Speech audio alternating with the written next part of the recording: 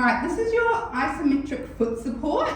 So for this, you will need something like a block or a stair, something to put your feet on. Now I've got a yoga block, and I just have these in my gym because they're fantastic. Just regular blocks. I've got like 4 of them in the corner to just use whenever I need to. You can also use like an exercise step if you have it, or just a step inside your house if you're doing this at home.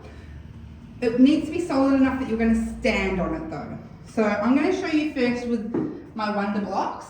I love them. I love anything simple that you can just like have around that isn't like specific equipment. It's like the best because I can use this for so many things.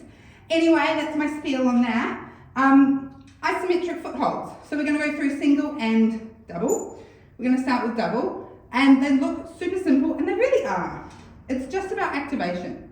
So we're going to place the ball of the foot, or like sort of halfway from the ball of the foot, so kind of here. So this is the ball of my foot here. I'm going to place this part, toes and a little bit of the ball onto the block. Yep, 1, 2. I'm a little bit above, and then what I'm going to do is I'm going to pull on up. Now I'm going to drop down to a neutral position. Okay, we're not going all the way down. This is not a stretch. Please do not drop those heels down. The hardest part of this is finding that straightness. Yeah. Now from here, we want to think about spreading out the toes on the block. We want to think about the knees being soft rather than stretched back. Because remember, activation, not stretch, right?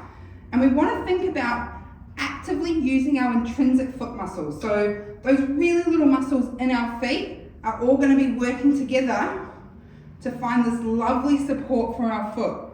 We have that lovely little natural curve underneath our foot. Because our legs are in that straightened position, that arch should be lifted. So that's the idea of this exercise, is we're working on those deep intrinsic foot muscles to lift.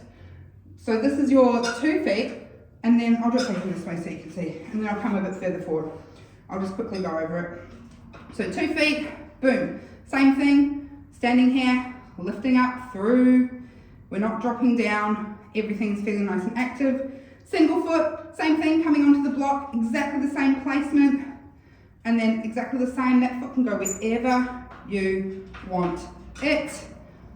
I'm just going to pop it over here, but you're still working on that nice straightness. Now I'm going to come in a little bit closer so you can really see what my foot's doing. I'm going to have to just move my camera down a bit, excuse me.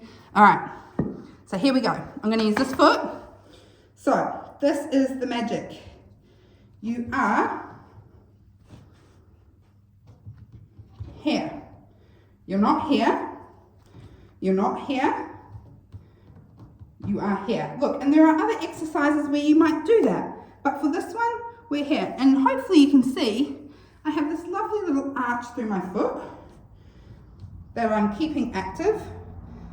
My knee is soft, not pulling up too much.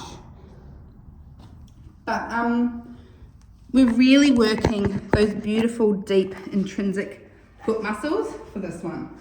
Now I said you could use a yoga block as well, and I mean it, but just be aware they're a little bit softer than a wood plank, so you might sink into it a little bit.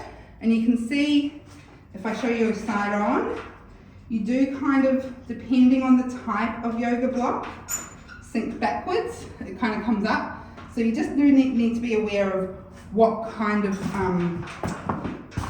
equipment you use for this one. Like honestly, the simpler the better. A step, perfect.